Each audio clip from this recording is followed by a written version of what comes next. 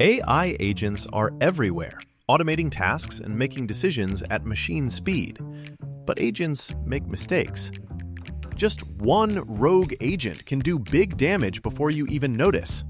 Rubrik Agent Cloud is the only platform that helps you monitor agents, set guardrails, and rewind mistakes, so you can unleash agents, not risk. Accelerate your AI transformation at Rubrik.com. That's RUBRIK.com.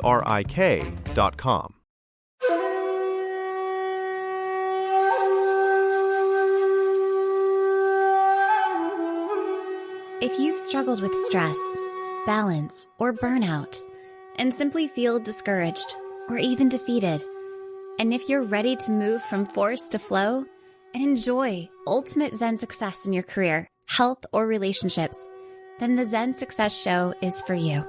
Your host, Carissa Sims, is an entrepreneur, corporate consultant, best-selling author, meditation teacher, and healer who has found her own Zen success. Here's your host, Carissa Sims.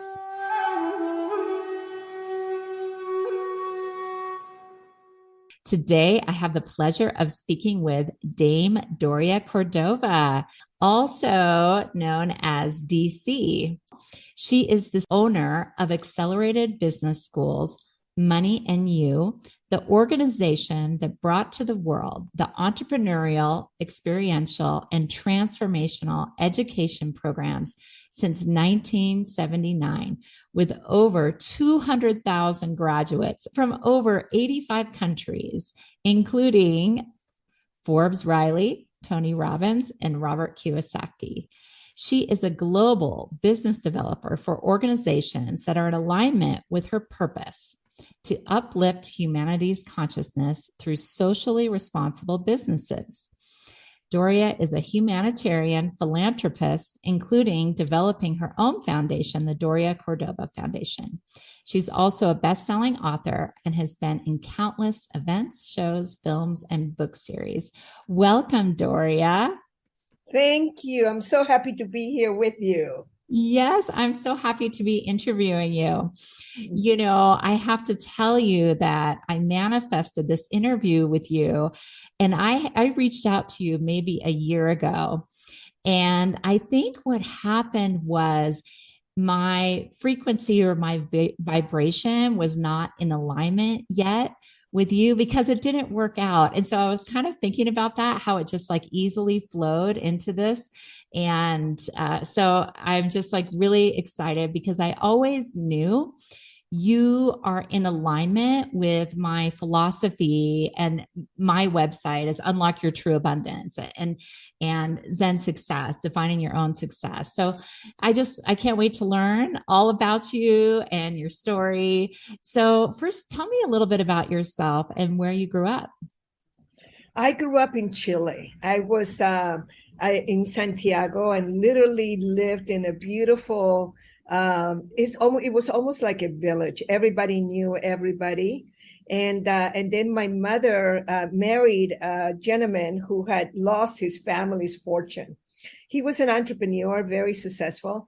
And when he did, at that time, the United States had a calling for immigrants to come and work here. And so he did. And then about a year and a half later, we came along. So I arrived in the United States in 1962. I was a typical teenager in Los Angeles, California. And how old were you when you moved here? I was 12. Oh, 12. I was 12 years old. Oh, cool. And then, grew up regular. And then when I was 18, I had some tragedies occur. My awakening into adult life was pretty rough. I was going to be married. In 1968, you got married at 18, you know? And, yeah. I was going to be married, and my boyfriend was killed. My fiance was killed in a car accident, Wow. But it wasn't really an accident. He was a very naughty young man. He used drugs and was a bit of a criminal. It was interesting now that I look back. But when you're 18 and you're in love, it's a horrific experience. And I didn't know that I was pregnant when he died. And 4 months later, I lost his baby. And he was there. By then, I just shut down, and I became a workaholic. So I worked very hard. I grew up in a family that trained me to being very successful. I was programmed, wired to being successful. And by the time I was 24 years old, I was already in the legal system. I first was an assistant legal secretary, then I was an interpreter in Spanish and English, and then I became an official court reporter in the criminal court systems of Los Angeles. So I really grew up in the legal system. I was in the legal system for 8 years. And through a series of circumstances, I literally moved to Hawaii, running away from Los Angeles. And when I was 26 years old, I had an enlightenment experience. And this experience literally communicated the essence of, I did not put you on planet Earth for you to be a party girl. You have a job to do. You know, it was the 70s. And I had no idea what that meant. I had no idea that I had a job. It was like, what? What do you mean I have a job? I already have a job. And so I was confused. And through another series of circumstances, I mean, each story would last an hour, right? And I ended up going to the EST training. And EST was the predecessor of Landmark Education. Are you familiar with Landmark? I'm familiar with Landmark, and I've also heard of EST, but just for our audience, can you explain a little bit about that? Yes, EST was the first major big human potential program, and it was not taken very seriously by the world, even though now it shows, 45, 46 years later, that it was one of the biggest success stories, because it literally created a social change, social impact.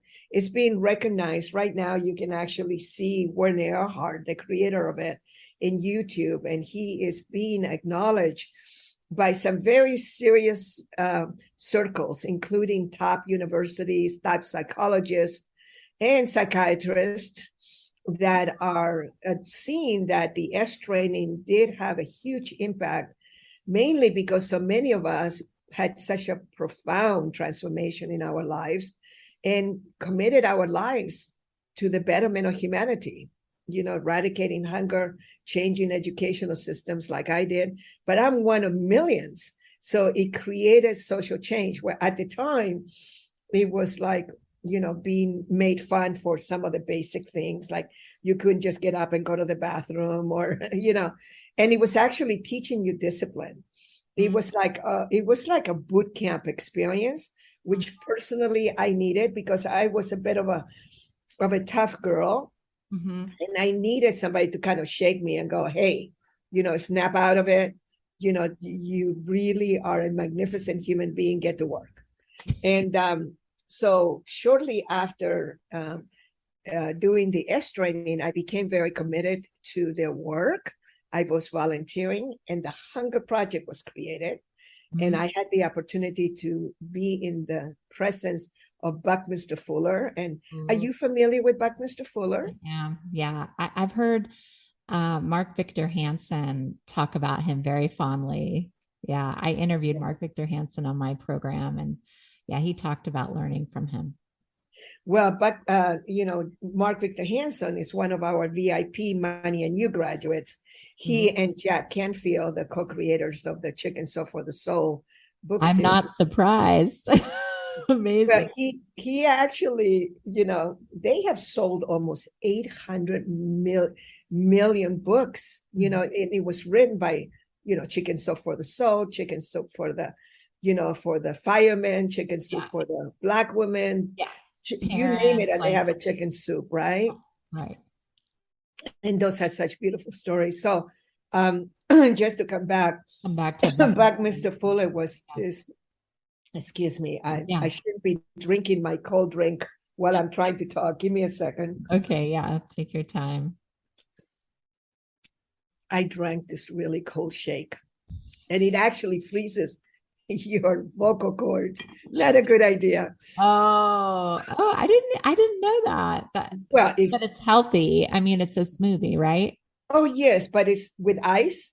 And when you're talking, it's not a good idea to freeze Oh, up your vocal cords. okay. Yeah. It's okay. I'm a human. I make mistakes. Well, So you also need to nourish yourself. So I'm glad you're thank you. taking it. Yes. Thank you. So I had, I had the opportunity to be able to be profoundly impacted by this gentleman, Buckminster Fuller, who was talking about sufficiency, that by the early 70s, you had more than enough to feed everyone. And it was when I fell in love, when I actually, for the first time in my life, aside from the love that I experienced from my family and my neighbors, I knew that to be true. I knew I was loved and supported and just beautifully nurtured and loved as a child. The next truth was that there was more than enough. And started learning about sufficiency from Buckminster Fuller. I joined the Hunger Project, and I joined that vision that we were going to eradicate hunger by the year 2000, and that it was an idea whose time had come. That was 23 years away from the year 2000 at the time.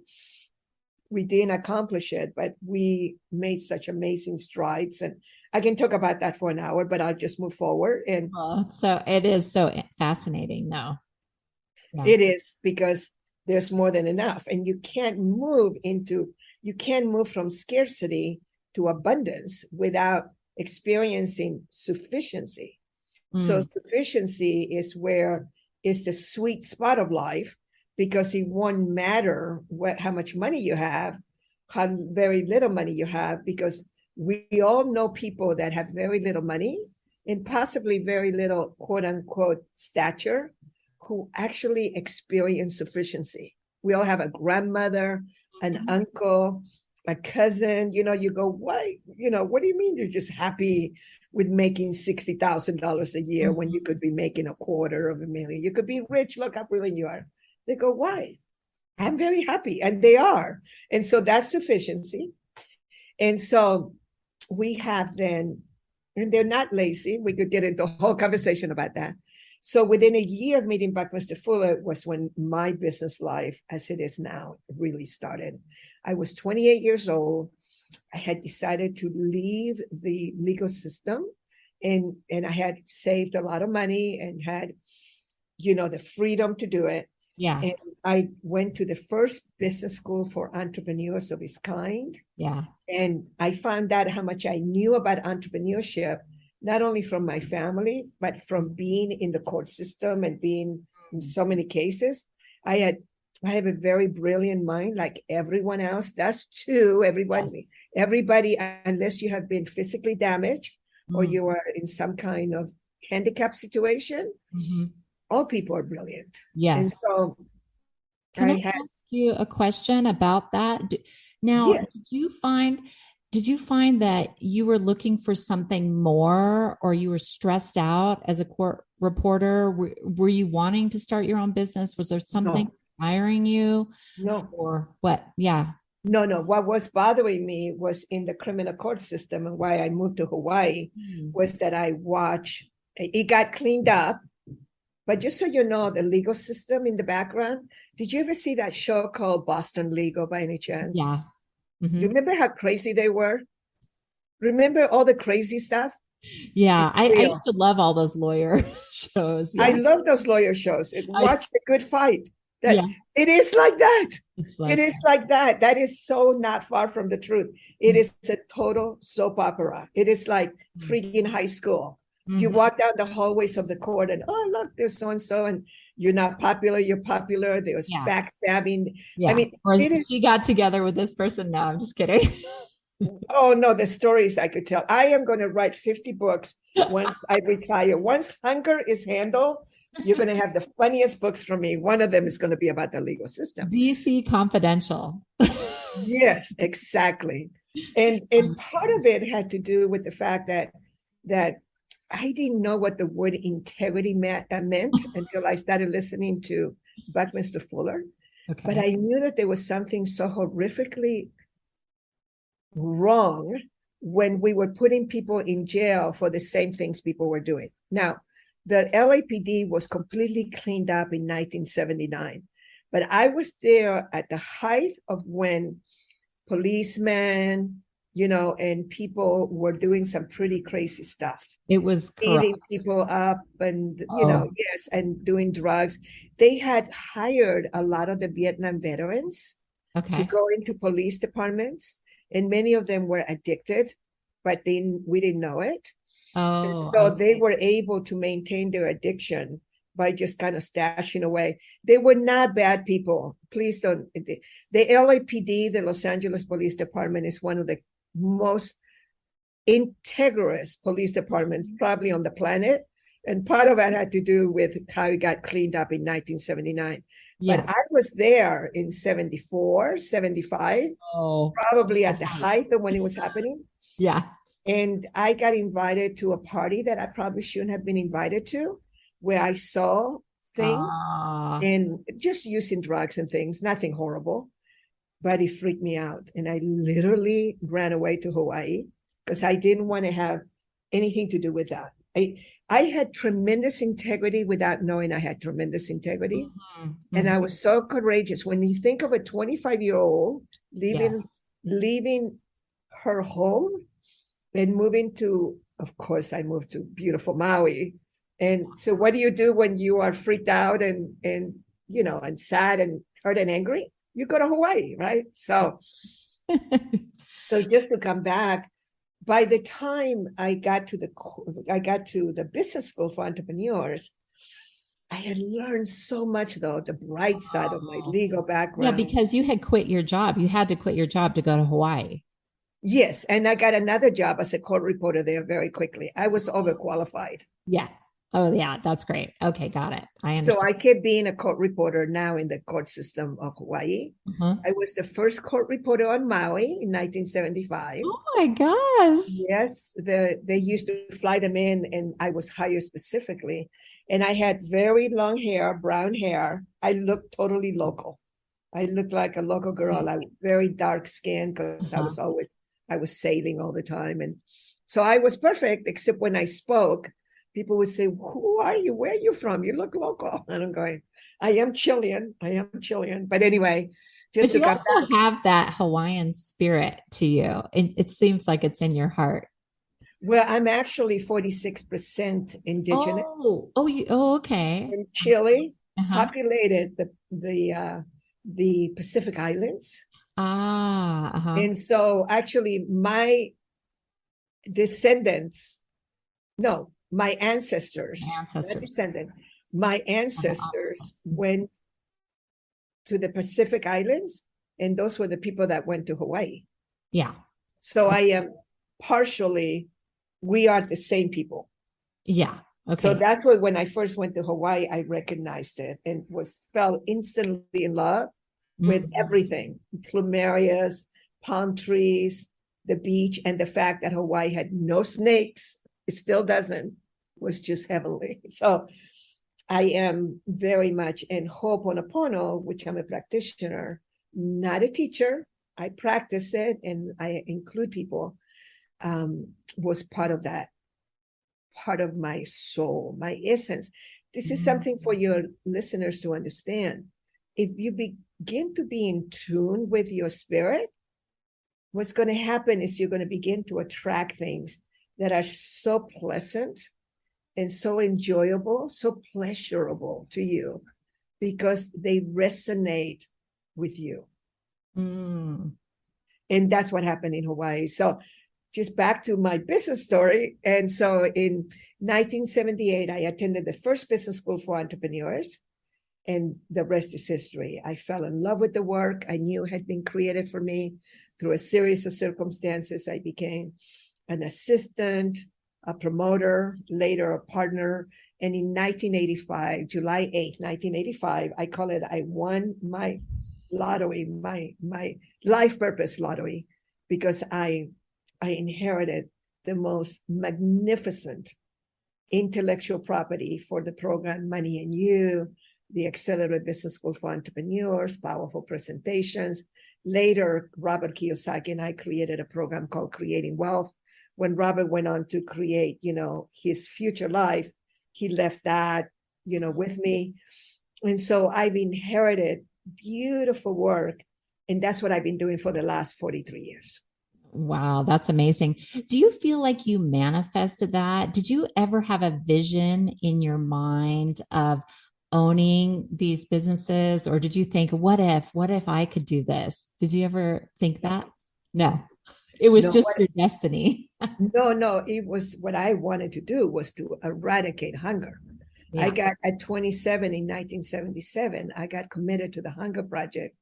And then I fell in love with transformational rooms, and then to run into, and the industry did not exist. The people, Marshall Thurber and Bobby DePorter of supercamp.com, they created the industry of what is called entrepreneurial, experiential, transformational training industry, which many of today's people, yes, it is.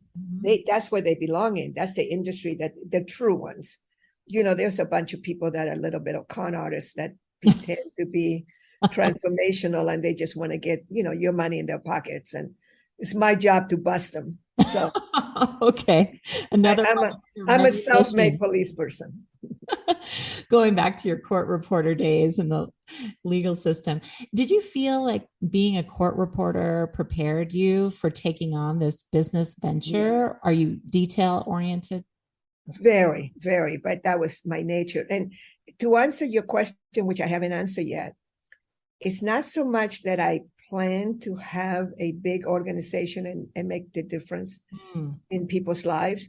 What I wanted to do was to end hunger. And when I attended the first business school for entrepreneurs, I fell madly in love with the learning environment. And I'm a lifelong learner, as is my whole family. So, I have an uncle that was a professor at the University of Chile. He was an economist. My mother was self-educated. She didn't go to school and she had to stop. Everybody had to work, in the old days, by the time 1939, 1938, the war was going to start, but she was in Chile and she had to drop out of school to work for the family. People didn't finish high school. People worked. People had to survive. And so she was self-educated. So I grew up with a mother that books, if you were to look around, my place is filled with books. That's from my uncle, my mama, and entrepreneurs and all that. So I was in love with education. I was in love with transformation. I was in love with experiential learning, which my mentors put on the map, literally with Georgie Lawsonoff. If people go to moneyandyou.com and you'll have a beautiful link in your webpage, they can download that in the show notes.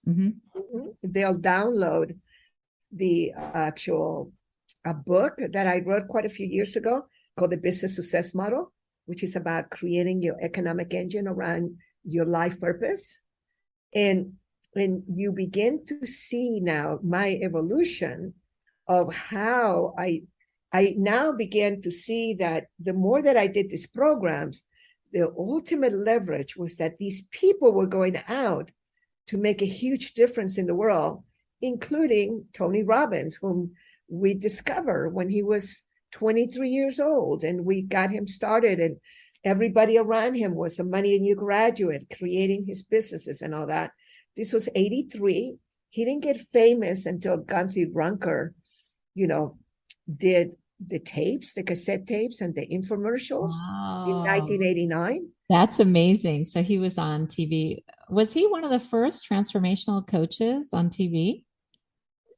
Well, it was more about neuro-linguistic. It was more about mindset, changing states and all that.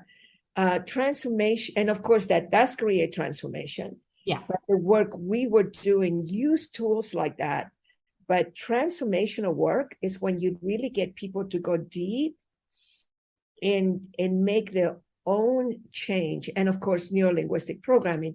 Of course, Tony has evolved so much. So we're talking about the beginning. We're talking about the 80s now. Yeah. We're not talking about today, because Tony his evolution has been beautiful to watch. And he uses tools and he uses technology, and he's so brilliant. I just love him. And so And of course, being such a famous Money and You graduate helps, but we have many famous Money and You graduates. So I was there. It just kind of like evolved, but this is important for all your audience to know. When you are clear about your life purpose and you set a mission and you create a business around it, you are going to create extraordinary results. It's very simple. It's like baking a cake. For those of you who are really good chefs and cooks, and you learn the best spaghetti sauce from your grandmother or the best cookies from your mother and your auntie, business is exactly the same. And it just began the ripple effects. So the physics name is precessional effects, which is what we teach in Money and You. This particular ripple effects, I began to see that my job was to just keep doing these programs, and that was leverage for me. Yeah. So when I look around now in the industry, so many people are Money and You graduates and come back and either attend the business school or teach at our business school for entrepreneurs. And people, we'll give you a link to the Global Accelerated Business School, and you will see that it's all about solving a major problem. And then, I began to just kind of like notice that the precessional effects, the ripple effects were profound. And then that would give me more incentive. And my job was to just keep the business going, staying in integrity, keeping my nose clean. Of course, always doing everything completely legal, because I saw a lot of stupid people go to jail for doing stupid things. Yeah. You'll always get caught. There's not a lot of criminals. Of course, there's mafiosis and drug dealers, and there's some really interesting people that get away with it, but not a lot. Mm-hmm. Not a lot. Those are the exceptions. Yeah. So don't break the law. Don't. I mean, trust me when I tell you that most people are not that intelligent. And so it was putting one foot in front of the other while I was working on myself, but also implementing sound business principles. That's the answer to your question. I love that. And I've never heard that before. The precessional effect, the ripple effect. I mean, I have heard of the ripple effect, but the way you put it, that really makes sense to me. And I have this mission in my heart to heal humanity. And then I have all these other things that go with it. Like I attracted this clothing line and this NFT healing art project and all of these projects and people. And it's just been incredible. So you're really right about getting clear on your purpose. And it's really inspiring. And I want to go back to Tony Robbins. And when he came to your class, did you notice something special? I know he's like really a big man, but did you have a sense of presence and know he was going to be great? He's very special. He was a rock star from the beginning. And he has, I can never pronounce it correctly, indomitable spirit, cannot be how do you say? Cannot be destroyed. I don't actually. Indomitable. Yes, I think I'm saying it correctly. It sounds right. Yeah. Yes, it's this amazing spirit that he had. And he was a learner, and he allowed for support. And he was so beautiful in wanting to make a difference in people's lives. And I think that's what a lot of people, go, oh, Tony Robbins. But when you are around him and you learn from him, you actually can feel, I don't think that's something that you can really fake. And, results speak for themselves. I mean, he got started in 1983. Mm-hmm. That's a long time now. Yeah. And he's 10 years younger than me. So he was 23, I was 33. I'm 72. He's 62 now. Mm-hmm. I think he might have turned 63 already. Mm-hmm. And that part of him doesn't stop. Now he's also an amazing connector and businessman. Yes. So he has created an outrageous wealth. by following and doing business and things. And that was his journey. And my journey, even though I have created total financial independence and my business is worth a lot, and I probably would have been a billionaire had I just spent all my time connecting and doing business. But I have an inherent drive to solve a really big problem, which is hunger and transform educational system. And I that's where I go into those rabbit holes that give me so much profound satisfaction. And that's what brings joy and gives me strength when I have really tough things happen in life, because we are human beings. Mm-hmm. So that has been an experiencing sufficiency. Access to cashbook.com. That book is still in Amazon, and there's a new version, there's a new printout that's coming out. Mm-hmm. And that's going to be in the next few months. And Enroll will be in the access to cashbook.com. But in there is a few things. There's a gift from when I used to be a court reporter. It's chapter 2 from a manual that is not really famous, but it's a manual that many people have purchased for money making systems manual. It's chapter 2 on productivity. And I learned that from the most amazing organized legal secretary when I was 20 years old. And I have just refined it, and it's fantastic. That's for free in that. Wow. And we'll include that in the show notes so everybody can. Yeah. And also I have a list of resources and a list of recommended reading, and I'm updating it. Again, these things have to continuous improvement, right?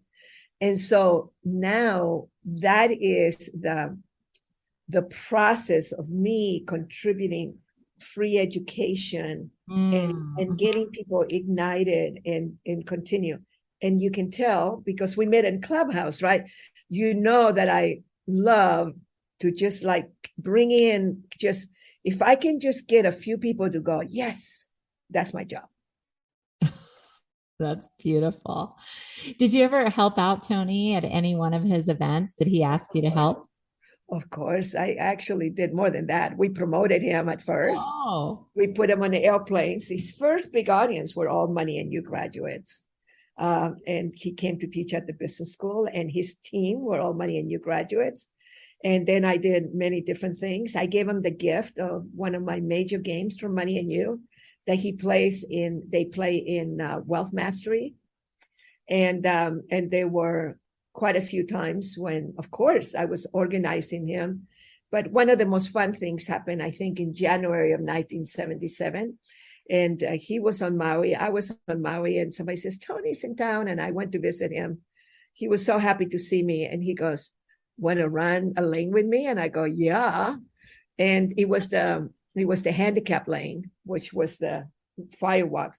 And the handicap were walking on their hands because, their feet didn't work. And we were literally, there were like 1,500 people, and the congas were going, and it was really loud and just fun. And there was a full moon. It was just completely out of a movie. And then he turned around and smiled at me, and he goes, just like old times, huh? I go, yeah, just like old times. Because we used to do that way before. And he was just so happy. So he knows me as DC Cordova, not Doria Cordova. And I am going to write a blog about the different things about him that we remember as a family. But for me, this is what we call leverage. Just remember leverage of purpose, because he's not doing my work, but he is doing my work. Yes. But he's doing it his way. Like my old business partner for 9 years, Robert Kiyosaki, who wrote the book, Rich Dad, Poor Dad. That first book was based on many of the things that he learned in Money and You from Buckminster Fuller. That's leverage. people like Harv Eker. He was a student of ours for 7 years. Mm. Brad Sugars of Oh, Action for Coach. 7 years. No wonder, because I went to all of his events. Millionaire Mind, Guerrilla Business School. So wonderful. So he was like, he kind of copied a little bit, never quite copied the essence of the spirit of it, even though people really got a lot out of it. Yeah, it's probably I not think, as good as yours. well, we don't sell like that. Yeah. We don't do that kind of selling. Mm-hmm. We're much more passive. We attract with love and with attraction, whereas you can get a little bit over the top with being the best salesperson on the planet. Yeah. There's more to life than that. I get it. So how did you get the title Dame, and what is the meaning? I was actually knighted. Yes, I actually been knighted by one of the oldest existing orders. It's called the Order of Saint John, and he has a very long order. And I probably could look it up, but I'm very expanded right now. And I was invited in 2010, and at first I thought it was a joke, except the person who had said it was this beautiful human being. And I thought, this is so interesting. And it was on my birthday. It was the ceremony, the investiture was going to be in New York on my birthday. And I kind of went, oh God, I don't think so. And I was talking to my spiritual mentor about it. And she says, what are you talking about? It's your birthday. It's your birthday present from the universe. Being knighted by an order of this caliber, don't you get it? And it was like, oh, I guess it is kind of groovy. It would be kind of beautiful. But then what really got me was the fact that you had to write a list of all your humanitarian endeavors. And I realized for myself that I had been a humanitarian from the time I was little. Oh, that's so beautiful. It was a realization that was quite beautiful. And then I tried to. You deserved it at that point. Like you were worth the title. I was worthy of it. And one of my first endeavor was bringing home a homeless little boy when I was 5 or 6. And I wanted a little brother, and I was an only child. And I just picked up on a little brother on the street, brought him home. And my family just freaked out. I cried for 2 weeks. Why couldn't I have a little brother? We have more than enough food. We have room for him. I want a brother. Why can't we have the little brother? It was very intense, and it was very emotional when I started remembering that. And then all the things.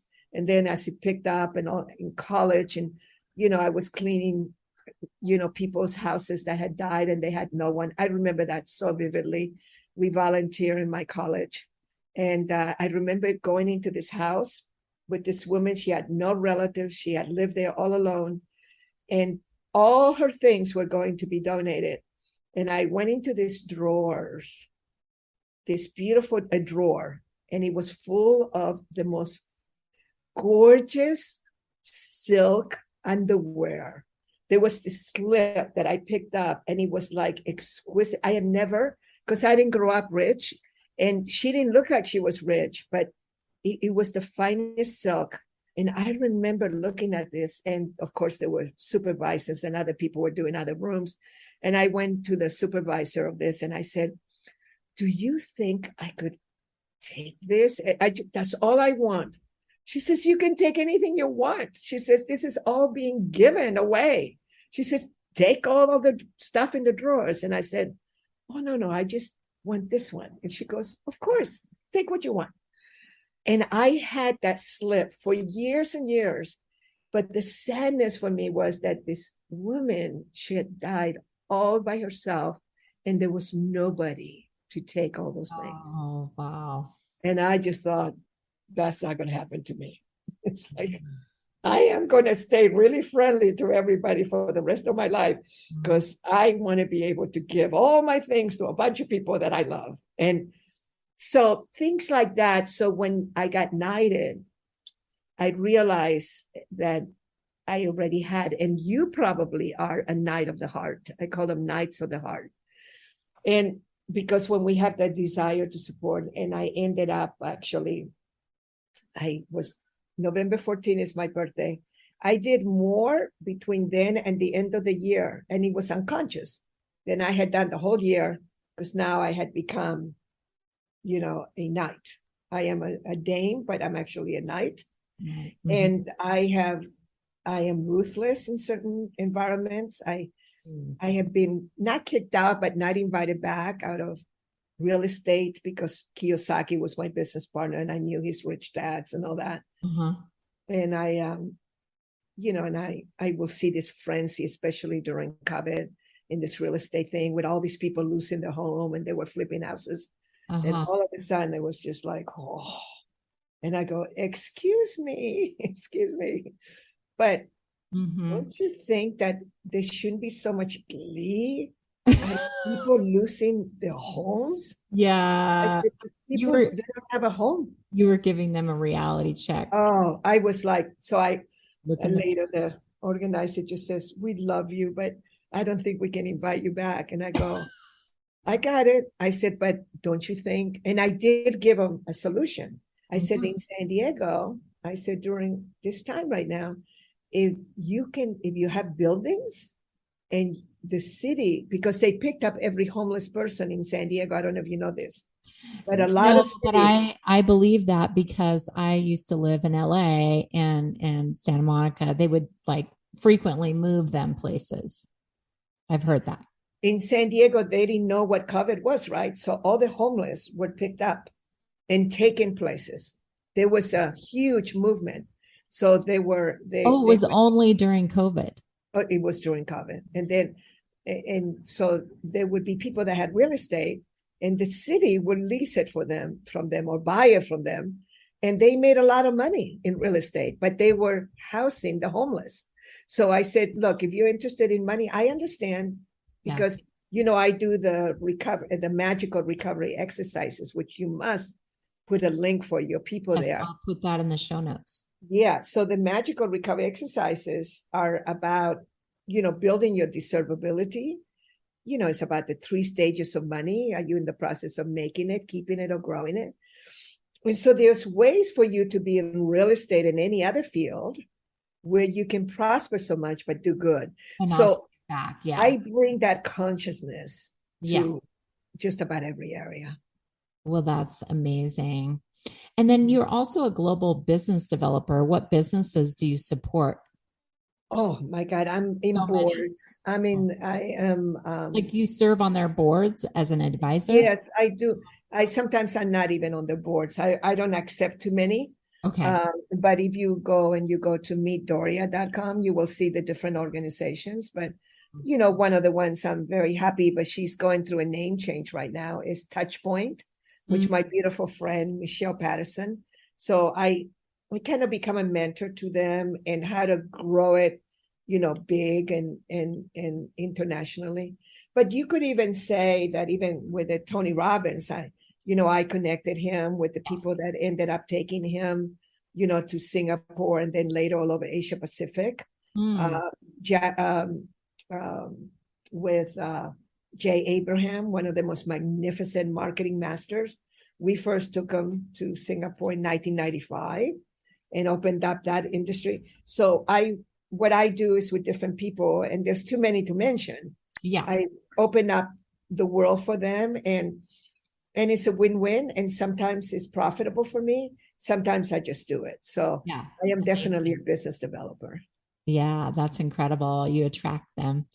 Now, tell me a little bit about Ho'oponopono. How did you discover this? Did you meet a master or something? I met a practitioner, my friend Eric Smith.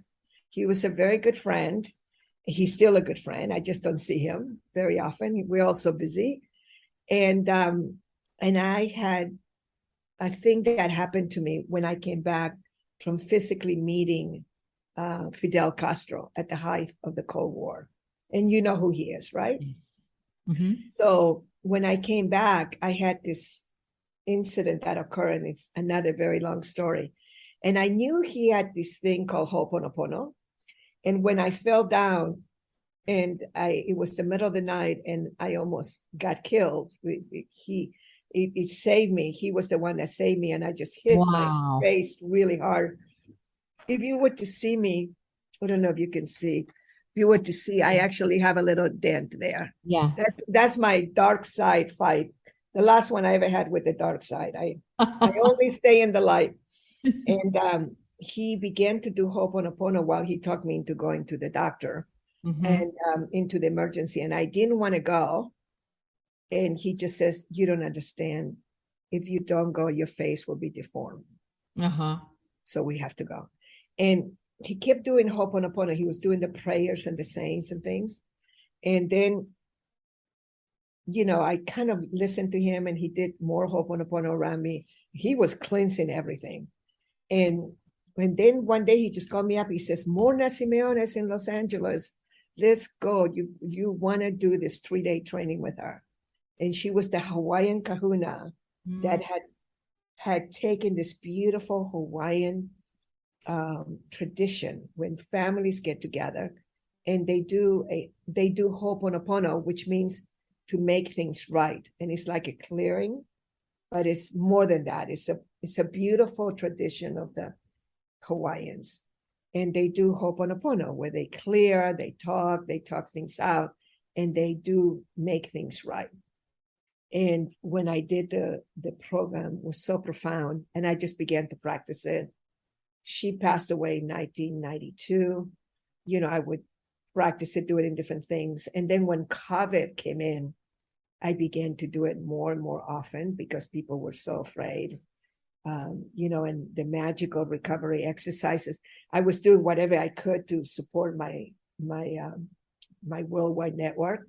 And then just people just wanted me to continue doing them. And the prayer is about cutting cords and clearing resentments, upsets, hurts, and things that whether we have offended others or others have offended us, and we just cut the cords and bring us in alignment with the inner family, the inner father, the amakua, the inner mother, the uhane, and the inner child, the unihipili, that's the subconscious, unconscious. The mother is the conscious, and the father is the great spirit, the I. And we just get that aligned. And you must go to fridayswithdoria.com, sign up for any program, and you will be notified when I do them once or twice a month now. Yes. And you must go to one of these Ho'oponopono trainings, you call them. Well, actually, they're just prayers. Prayers. It's a prayer, and it is an incredible experience. You will feel a difference. So I highly recommend it. So I know you have exercises on building people's deservability. So why do you feel like it's important to feel like you deserve to be wealthy? Well, maybe not so much just to be wealthy, but just to deserve the basics of life. Okay. Not everybody wants to be wealthy. Yes, not everybody wants to be financially independent, even though in my mind, why would you not want to be financially independent?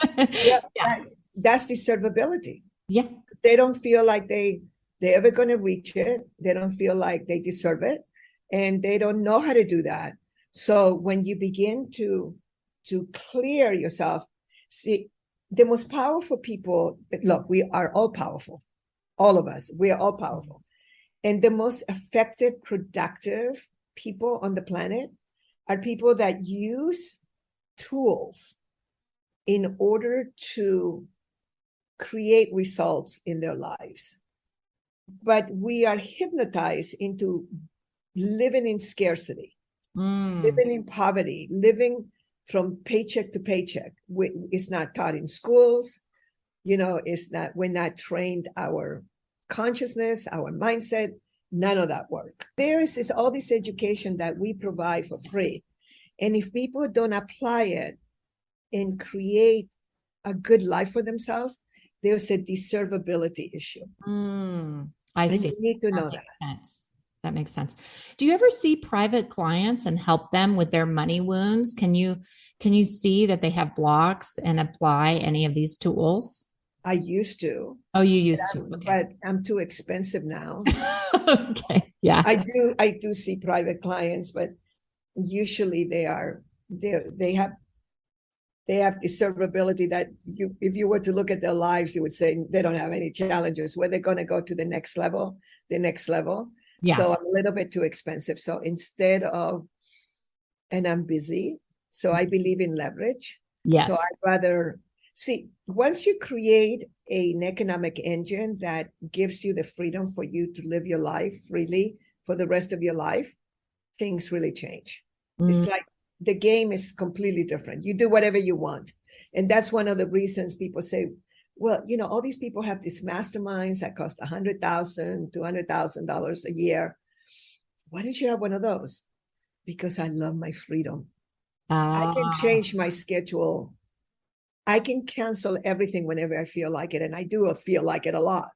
So my team is used to it. So everything is like, so, there's times when I don't do Fridays with Doria for a month and a half.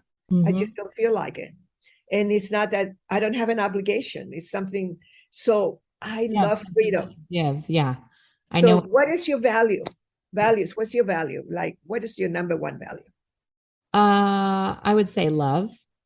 Okay. What's another one? Health. Okay. Now, just so you know, you are love.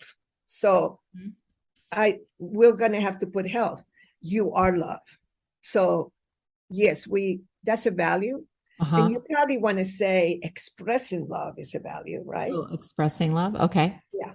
Because you are love. I'm love. Everyone is love, except some of them don't know it, right? Yeah. So if your value is health, your number one value is health, then once you realize that, then you are going to navigate around that. Mine is freedom. And I have always been into freedom. I remember my first bicycle. I had my little skates, but that bicycle. I used to ride my bicycle with skates. I used to throw the bicycle down and fly out with my skates. I was famous for that. When I got that first bicycle and I took that first ride, I died and went to heaven because I felt like I could go anywhere, and I was only 7 years old. Yeah. Right? So everything in my life has to be around freedom. Beautiful. So financial freedom was a no-brainer for me. I see. But I didn't want to have to work or to do whatever I needed to do in order to have finances handled. So that's very important for people to know what their values are. I see. So if your value is freedom and you're stuck in the freeway every day, you are going to want to jump off a bridge. Yeah, that's a good point. So they have to tune into that. So since you're using leverage, you're not doing as much one-on-one. Let's talk about your next event, Money and You, correct? You have one coming up? Well, Money and You is only presented twice in America. Okay. Because that's all leverage. It's licensing model, having your own business model. That's why I want them to go to moneyandyou.com and download the business success model. Because you want to create a business model for your business, or if you want to be part of somebody else's business. So my programs are licensed, but I like them in the United States. They're all in the Asia Pacific region. And I'm building teams in America for Spanish. So it's like, this is where we get to practice. So twice a year, I put on a 3.5-day program, my signature program that I've been doing since 1979. And I hire beautiful people to train them. I'm not the leader. I'm not the trainer. I sit in the back and have fun. Leverage, leverage, leverage. All right. And my instructors love it. They love it, love it, love it. And for 3.5 days, people have an opportunity to immerse themselves, to begin to move from scarcity to sufficiency, but also learn business entrepreneurship, but also open up their global markets, because there's people from all over the world in the room. And the participants, the people in logistics, the staff, and the graduates who get to come back for free anytime they want. And they sit on the back. It's an amazing environment to create contacts, networks. We have a table called a network table where you can put all your cards, little flyers if you bring them, and you have an opportunity to be able to connect. So Money and You is one of the most profound programs, and all the big boys and girls have taken it. Wow. Jack Canfield, Mark Victor Hansen, Ben Cohen of Ben and Jerry's, Paul Mitchell, who sadly passed away in 1989. Mm-hmm. He was, but Paul DiGioia was his partner and continued with the work. Mm-hmm. Then later, Angus Mitchell, his son, came to do Money and You and put him on the right path. He was a young billionaire. Yeah. I met Paul DiGioia at a Richard Branson fundraiser. Yeah. In Beverly Hills. Yeah. He's beautiful. He's a very beautiful man. I met him too. That's nice. So all these big names, but those are the famous ones. Then there was a lot of people that have done it that are magnificent human beings. That's just so incredible. And kudos to you. It's using leverage and having all these amazing people that are just sprinkling like their abundance and transformation everywhere. So what's next for you? I am going to be publishing the book, Access to Cash. And my next thing is developing the Doria Cordova Foundation. I am supporting, organizing 100 billionaires to each contribute $1 billion to finally, once and for all, eradicate hunger from the planet and be able to sustain it. So I keep working on connecting. I'm an amazing connector. You are. So I'm working on connecting the right people, and I'm chasing. If you know Mackenzie Scott, if she's your cousin, please connect with me, info@moneyandyou.com. I want to meet her, give her the idea, and she can run with it. And we'll finally eradicate hunger. And then I can go back to being a party girl. Right? Well, you could do it at the same time. You can party on your way. No, I can't. Your journey. No, I have to be sober for this. I haven't drank since 1988. And I tell all my friends, I'm going to go back to partying as soon as hunger is over. You know what? You can party and not drink alcohol. That's me. I know, me too. I have a great time. I think it's even more fun because you're awake, it's like, I don't want to miss a thing. But so let's talk about Zen success. What is Zen success to you? Is going with the flow, is following your heart, following your number 1, 2, 3 values, is really identifying what makes your heart sing. But here, before we finish, I must say, Zen success is answering this question, which if you go to my Facebook under DC Cordova, you can download it. It's on the top there. It's in many of my sites. This is a Buckminster Fuller question. How do we make the world work for 100% of humanity in the shortest possible time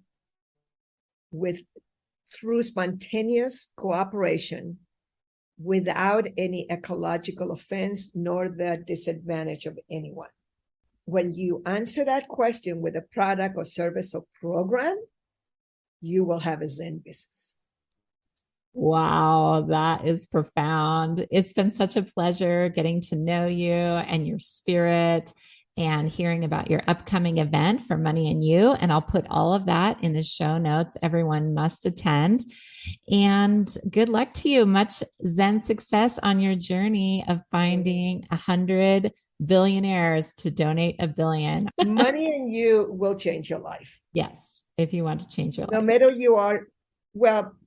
No matter where you are, it will expand it. If you absolutely adore your life, it will expand what you're doing. If you're not liking your life right now, it will give you a lot of solutions, a lot of contacts. And if you're just an entrepreneur that just wants to have a bigger business, it's fantastic. If you're a student, this is the place to learn entrepreneurship.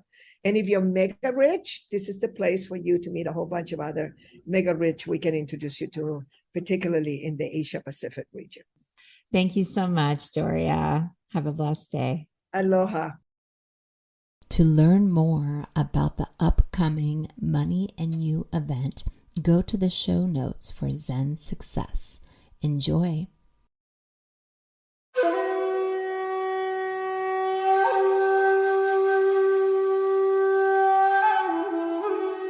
That's it for today's episode of Zen Success. Head on over to iTunes, Google Play, Spotify, or wherever you listen to shows. Zen Success is also available on the radio in select markets through amfm247.com. Subscribe to the show and share with friends. Be sure to head on over to zensuccessshow.com to help you on your Zen Success journey and join us on the next episode. May you find your own Zen success in life.